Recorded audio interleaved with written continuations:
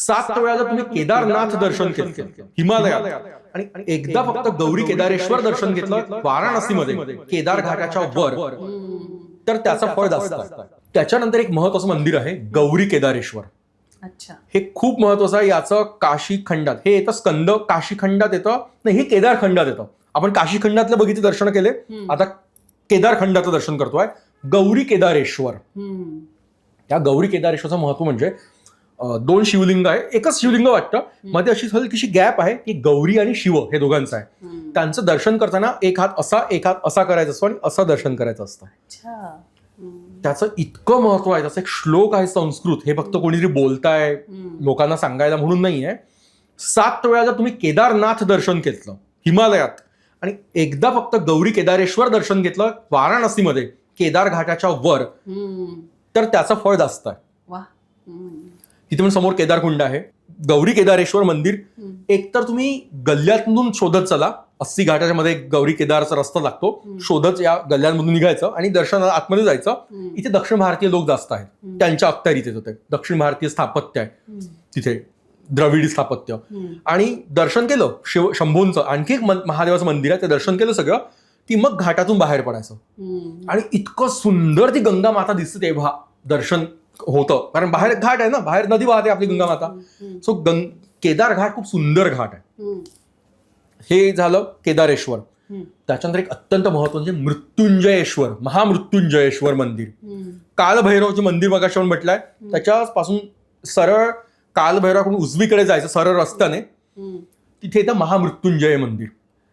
इथे चंद्रेश्वर कूप बघितलं आपण, इथे आहे धन्वंतरी कूप. त्याच्या आधी महामृत्युंजयाचं सांगतोय महत्व थोडंफार, जितकं मला माहिती आहे, मी वाचलंय, मला सांगितलंय.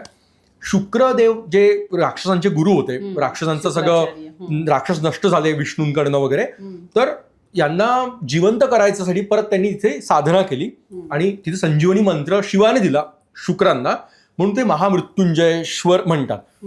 त्यांचं दर्शन केलं की अपमृत्यू येत नाही असं म्हणतात. म्हणजे आपण नेहमी तो संजीवनी मंत्र म्हणतो तोच तिथे असं म्हणतात तिथले पंडित की त्या तिथेच हा महामृत्युंजय मंत्र उत्पन्न झाला आहे, दिला आहे पहिल्यांदा, दिला गेला. तिथे आहे धन्वंतरी कूप.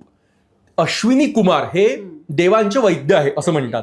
तर अश्विनी कुमारांनी आणि धन्वंतरींनी आपले सर्व जे हर्ब्स आहेत, वनस्पती आहेत, आयुर्वेद, ते त्या विहिरीत सोडले आहेत असं म्हणतात. आणि त्याचं नाव आहे धन्वंतरी कूप. तिथे अक्षरशः 5-6 मुलं सतत पाणी काढत असतात, तिथलं पाणी प्यायचं असतं. आणि तिथे एक आणखी गोष्ट आहे, आता इतकी छोटी विहीर ती, त्याला असे छोटेसे त्यांनी घाट केले, रस्ते हे केलेत त्या विहिरीवरती एवढ्याशा, प्रत्येक 4ही ठिकाणचं पाण्याची चव वेगळी असे म्हणतात. आणि तिथलं पाणी आपण घरी पण आणू शकतो. तिथलं जर जल प्राशन केलं धन्वंतरी कूप मधलं, तर अपमृत्यू येत नाही. आणि ह्याच मृत्युंजयेश्वर मध्ये जे राहिलेले भैरव होते, असितांग भैरव म्हणालो मला, त्यांचंही मंदिर इथेच आहे. सो हे महामृत्युंजयेश्वर मंदिर. बृहस्पतेश्वर झालं, बुधेश्वर झालं, चंद्रेश्वर झालं.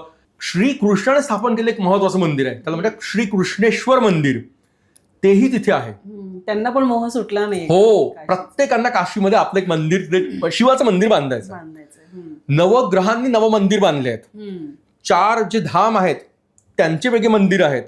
7 मोक्षपुरी आपण म्हणतो ना, अयोध्या, मथुरा, माया, काशी, कांची, अवंतिका, द्वारका, सप्त मोक्षपुरी असा एक श्लोक आहे. ह्या 7ही पुरी इथे आहेत, त्यांची जागा आहे तिथे, ते शिवलिंग तिथे आहेत. 12 ज्योतिर्लिंग तिथे आहेत. ओंकार खंडामध्ये जे ओंकारेश्वर मंदिर आहे ते स्मशानात आहे तिथल्या. तर असे अगणित मंदिरं आहेत आणि यातील काही मंदिर तरी दर्शन करायला हवंच.